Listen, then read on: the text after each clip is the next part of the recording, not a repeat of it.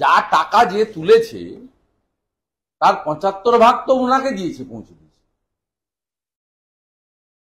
তো বড় বেনিফিশিয়ারি তো উনি,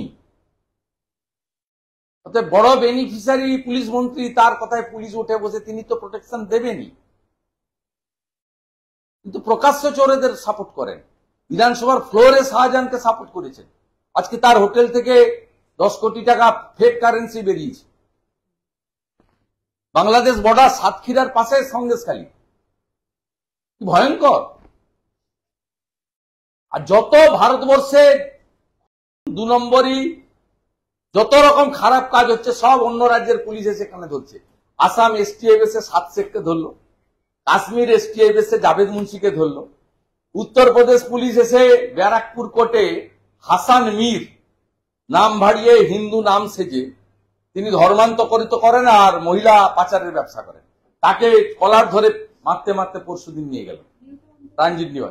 আজকে বিহার এসটিএফ হিন্দি সিনেমার কায়দায় করে বিহার এসটিএফ এসে আইসিসিউর ভিতরে গুলি করেছে। যেখানে যত ভারতবর্ষে রোহিঙ্গা পাবেন সব পশ্চিমবঙ্গ থেকে আধার, এপিক কার্ড, বার্থ সার্টিফিকেট বানিয়েছে মমতা খালার লোকেরা।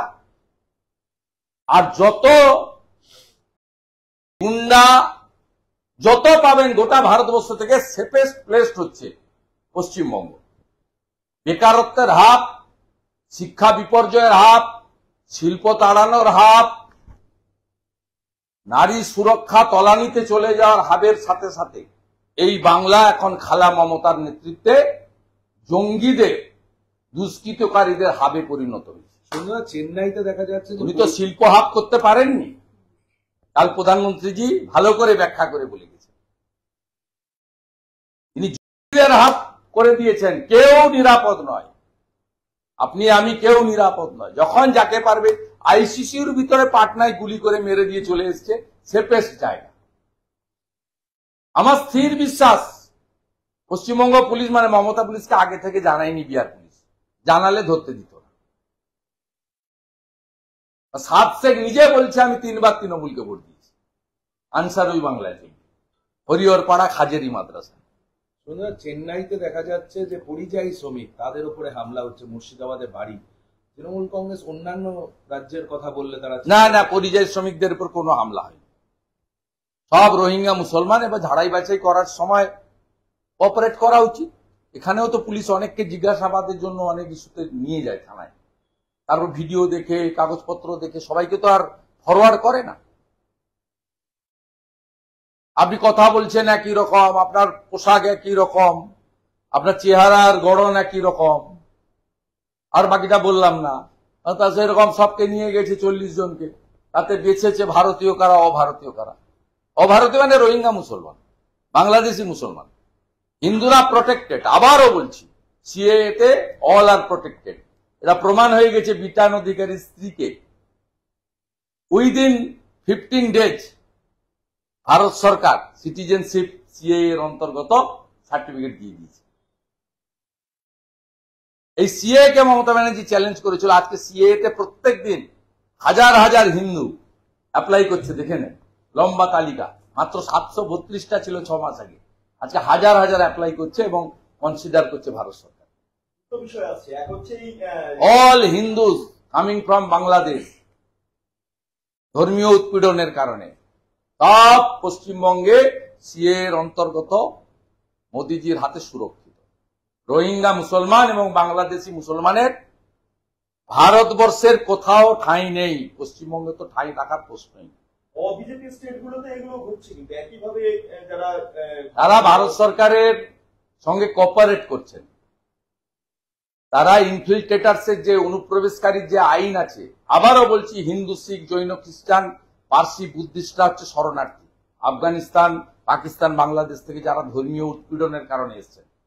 কিন্তু বাংলাদেশি মুসলমান এবং বাংলাদেশি রোহিঙ্গা যারা বার্মা হয়ে কক্সবাজারের ক্যাম্পে থেকেছেন, তারপরে ঢুকে পড়েছেন খালার হাত ধরে, এখানে 540 কিলোমিটার বেড়া নেই, তাদেরকে সব রাজ্যই বের করতে চায়। সিদ্ধারামাইয়াজি কদিন আগেই বলেছেন যে আমরা এই বিষয়ে ভারত সরকারের গৃহ মন্ত্রণালয়ের যে গাইডলাইন অ্যাডভাইসারি তাকে আমরা মেনে চলব। এটা অ্যাডভাইসারি, এখানে বিজেপি নন বিজেপি নয়, এটা দেশের প্রশ্ন, দেশের প্রশ্ন। এবং আমি পশ্চিমবাংলার ভারতীয় মুসলিমদেরও এই বিষয়ে কোঅপারেট করার জন্য বলি, এটা দেশের প্রশ্ন, এটা কোনো দলের প্রশ্ন নয়। শুভেন্দুদা, যখনই আপনারা জয় মা কালী, জয় মা দুর্গা বা হিন্দু বরাবরই বলি আমরা, বলছেন, তৃণমূলের এত সমস্যা কেন হচ্ছে বা তারা এটা নিয়ে এখন কেন প্রশ্ন তুলছে? কি করছে ওদেরকে জানতে চান? যারা পিতৃপক্ষে দুর্গাপূজার উদ্বোধন করতে বেড়ায় তাদের কাছে এসব কেন সার্টিফিকেট নিতে হবে? মমতা ব্যানার্জি 85,000 টাকা করে দিয়ে যত দুর্গাপূজা উদ্বোধন করেন, আমি 1 টাকা না দিয়ে শুধু ভক্তির সঙ্গে শ্রদ্ধার সঙ্গে তার থেকে বেশি দুর্গাপূজা নয় উদ্বোধন করি নয় অ্যাটেন্ড করি, মানে আমন্ত্রণে অ্যাটেন্ড করি, বিনা আমন্ত্রণে। উনি তো পুলিশ দিয়ে গিয়ে জোর করে অর্ধনির্মিত সব মূর্তি উদ্বোধন করেন, অর্ধনির্মিত প্যান্ডেল উদ্বোধন করেন পুলিশকে দিয়ে জোর করে। আগে 70,000-এর লোভ দেখিয়েছেন, গতবারে 85 লোভ দেখিয়েছেন, আগে থেকে বলে রেখেছেন এবারে ভোটের বাজার 1 লাখ দেবো। কিন্তু আদিশক্তি তো ভারতীয় পিতৃপক্ষে গিয়ে কাঁচি দিয়ে ঘুরেন, এটা হিন্দুদের শাস্ত্র নাকি? পিতৃপক্ষে যাদের বাবা মা গত হয়েছেন তাদের গয়াতে পিণ্ডদান করতে যান, ওটা আমাদের শুভপক্ষ নয়। আর উনি কাঁচি নিয়ে ঘুরেছেন 24 সাল থেকে, একটু থমকে গেছেন, ওই বারবার 21 সাল থেকে আমি বলে এসেছি, যা টাকা যে তুলেছে তার 75 ভাগ তো উনাকে দিয়েছে, পৌঁছে দিয়েছে। তো বড় বেনিফিশিয়ারি তো উনি, বড় বেনিফিশিয়ারি পুলিশ মন্ত্রী, তার কথায় পুলিশ উঠে বসে, তিনি তো প্রোটেকশন দেবেনই, কিন্তু প্রকাশ্য চোরেদের সাপোর্ট করেন। বিধানসভার ফ্লোরে শাহজাহানকে সাপোর্ট করেছেন, আজকে তার হোটেল থেকে 10 কোটি টাকা ফেক কারেন্সি বেরিয়েছে। বাংলাদেশ বর্ডার সাতক্ষীরার পাশে সন্দেশখালী, কি ভয়ঙ্কর। আর যত ভারতবর্ষে খুন, 2 নম্বরই, যত রকম খারাপ কাজ হচ্ছে সব অন্য রাজ্যের পুলিশ এসে এখানে ধরছে। আসাম এসটিএফ এ 7 শেখকে ধরলো, কাশ্মীর এসটিএফ এসে জাভেদ মুন্সিকে ধরলো, উত্তরপ্রদেশ পুলিশ এসে ব্যারাকপুর কোর্টে হাসান মীর নাম ভাড়িয়ে হিন্দু নাম সেজে, তিনি ধর্মান্তরিত করেন আর মহিলা পাচারের ব্যবসা করেন, তাকে কলার ধরে মারতে মারতে পরশুদিন নিয়ে গেল ট্রানজিট নিয়ে। আজকে বিহার এসটিএফ হিন্দি সিনেমার কায়দায় করে বিহার এসটিএফ এসে আইসিসিউর ভিতরে গুলি করেছে, যেখানে যত ভারতবর্ষে রোহিঙ্গা পাবেন সব পশ্চিমবঙ্গ থেকে আধার, এপিক কার্ড, বার্থ সার্টিফিকেট বানিয়েছে মমতা খালার লোকেরা। আর যত গুন্ডা যত পাবেন গোটা ভারতবর্ষ থেকে সেফেস্ট প্লেসড হচ্ছে পশ্চিমবঙ্গ। বেকারত্বের হাব, শিক্ষা বিপর্যয়ের হাব, শিল্প তাড়ানোর হাব, নারী সুরক্ষা তলানিতে চলে যাওয়ার হাবের সাথে সাথে এই বাংলা এখন খালা মমতার নেতৃত্বে জঙ্গিদের, দুষ্কৃতকারীদের হাবে পরিণত হয়েছে।